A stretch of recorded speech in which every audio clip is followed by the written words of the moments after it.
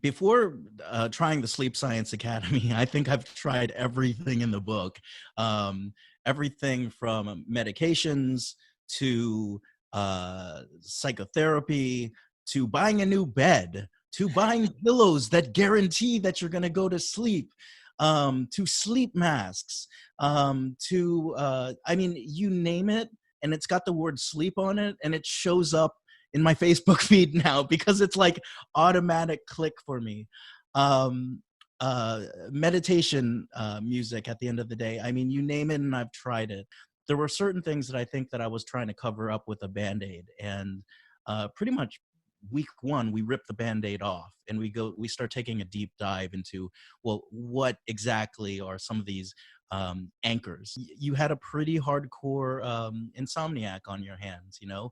It started about 12 years ago when I was in grad school. A lot of things going through my mind at night, so it was hard to shut the brain off. It got to a point where I was trying all the King's Horsemen and all the King's Men to try to fix that. And you know, that's when I started trying medication, but I'd start waking up groggy and stuff like that. Um, and you know, I think it got to a point where, you know, I'm like, ah, the medication's not working. And you're lying there and you can hear the tick of the clock Mm.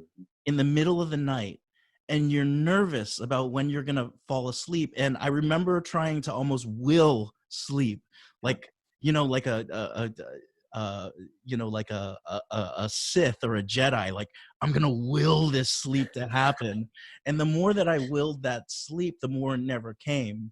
Mm. And it was a vicious cycle. It was a vicious cycle. And then I'd come home from work and I'm like, okay, I'm exhausted. Today's gonna be the day. No sleep. And so it just that willing, um, that you know, counting of the ticks, it all was adding up. And all I could think about, to be quite honest, during the day was, how am I going to get to bed tonight? When it comes to the support that came from this program, um, to show, like, if it's cool with you, like talking about, like, within the first week, we started looking at the way that I attach my emotions onto that bed, Yeah. and really the anxiety that it was causing me.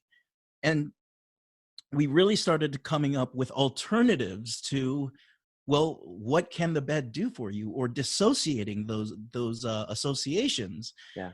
um, I cannot believe it still, but within the first seven days of the program, I was falling asleep, you know. And that was really, really amazing. Having that kind of plan has made all the difference, you know. It really is night and day when I'm climbing into the bed at the end of the day, not Mm. taking naps throughout the day, but like, not when I'm climbing into that bed. And it's not even a neurotic thought that I'm gonna fall asleep. I just climb into bed. It's just like a habit, you know. Yep. And I've really appreciated that about this program. We took an assessment at the very beginning of this, and it was, you know, how's your energy? And I was like, energy's awesome, man. It can't get any better. And then, like, I get a couple nights rest, and I'm like, dude, I was tired.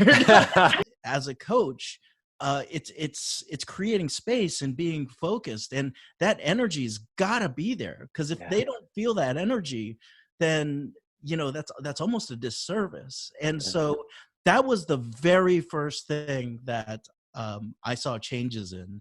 I definitely saw changes in mood. You know, you know, here I am, joy guy.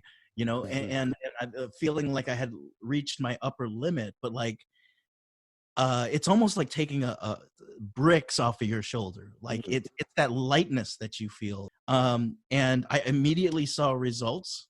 If there were days where I didn't honor it or didn't do it, I immediately fell back. I mean, it's Yeah. that simple. When you take care of those lower needs, you're eating right, you're sleeping right, those higher levels of self-actualization automatically come. And I can't be more thankful for this program for getting me back to a point where everything is my muse.